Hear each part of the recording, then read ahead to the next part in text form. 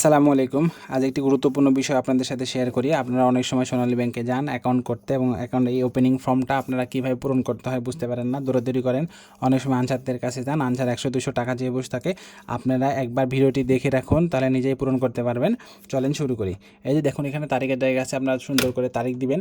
তারপরে দেখুন এখানে হিসাবধারীর নাম, বাংলায় হিসাবধারীর নাম লিখবেন, ইংলিশে বড় হাতের লিখবেন। হিসাবের প্রকৃতি সঞ্চয় হলে সঞ্চয়, চলতে হলে চলতে, এসএনডি হলে এসএনডি। যেরকম হিসাব ওপেন করবেন সেখানে টিক দিবেন। মুদ্রা, এখানে টাকায় টিক দিবেন। হিসাব পরিচালনার পদ্ধতি এককভাবে হলে এককভাবে, যৌথভাবে হলে যৌথভাবে টিক দিবেন।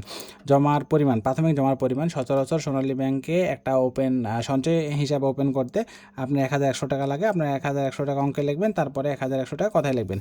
তারপরে খেয়াল করুন, হিসাবধারীর নাম বাংলায় লিখবেন, হিসাবধারীর নাম ইংলিশে লিখবেন, সব বড় হাতের লিখবেন। জন্ম তারিখ দিবেন, পিতার নাম দিবেন, মাতার নাম দিবেন, স্বামী অথবা স্ত্রীর নাম দিবেন।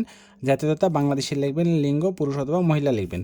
রেসিডেন্ট স্ট্যাটাস, যারা সচরাচর বাংলাদেশে বসবাস করেন, সচরাচর তারাই সোনালী ব্যাংকে অ্যাকাউন্ট ওপেন করেন। ওনারা বিদেশে থাকলে তাদের ক্ষেত্রে আলাদা, সচরাচর আপনার রেসিডেন্টে টিক দিবেন। দেখুন পেশা লিখবেন, মাসিক আয় লিখবেন, টাকার উৎস লিখবেন। আপনাদের যদি 3 নাম্বার থাকে দিবেন, না থাকলে দরকার নাই। আপনার দেখুন বর্তমান ঠিকানা, এখন যে জায়গায় আপনারা থাকেন, যে জায়গায় বসবাস করেন সেই ঠিকানাটা লিখবেন। স্থায়ী ঠিকানা সচরাচর এনআইডিতে যেরকম থাকে সেরকম হয়। আপনারা অবশ্যই একটা জিনিস খেয়াল করবেন, এখানে মোবাইল নাম্বারের জায়গা আছে, মোবাইল নাম্বারটা দিয়ে দিবেন। এই পেজে আপনার ইনফরমেশানগুলো শেষ।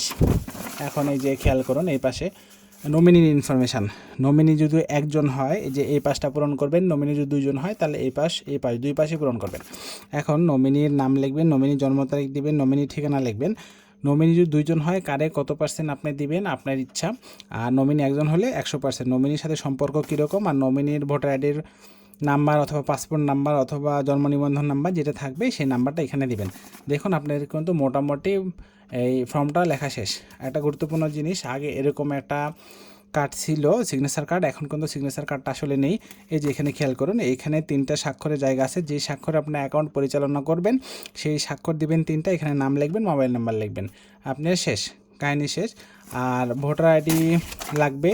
আপনার যিনি অ্যাকাউন্ট ওপেন করবেন তার ভোটার আইডির ফটোকপি এবং নমিনির ভোটার আইডির ফটোকপি। অ্যাকাউন্ট হোল্ডার, যার নামে অ্যাকাউন্ট হবে তার 2 কপি পাসপোর্ট সাইজের ছবি এবং নমিনির 2 কপি পাসপোর্ট সাইজের ছবি নিয়ে যাবেন। আর এই যে এখানে দেখুন, এখানে আরেকটা ফর্ম আছে, একে বলা হয় ট্রানজ্যাকশান প্রোফাইল, আমরা টিপি ফর্ম বলি। এই টিপি ফর্মটা কী লিখবেন, আপনার নাম লিখবেন, বাংলা ইংলিশে লিখবেন, মাসিক সম্ভাব্য আয় লিখবেন। এখন মাসিক জমার সংখ্যা, 1 মাসে সর্বোচ্চ কয়টা জমা হইতে পারে সেটা লিখবেন, অনুমানের করে লিখবেন। আর সর্বমোট কত টাকা হইতে পারে সেটা লিখবেন। একক সর্বোচ্চ কত টাকা জমা হইতে পারে সেটা লিখবেন।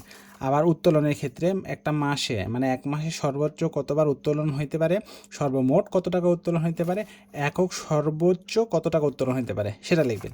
এখানে খেয়াল করুন, গ্রাহক অথবা হিসাব পরিচালনাকারী তার স্বাক্ষর, যে স্বাক্ষরে অ্যাকাউন্ট পরিচালনা করবেন সেই স্বাক্ষর দিবেন, নাম লিখবেন, তারিখ দিবেন। আপনার এই অ্যাকাউন্ট ওপেনিং ফর্ম পূরণ করা শেষ। এখন কী কী লাগবে আমি বলে দিছি, আবার আমি ডিসক্রিপশান বক্সে লিখে দিব, আপনারা দয়া করে একটু দেখে নেবেন। ধন্যবাদ।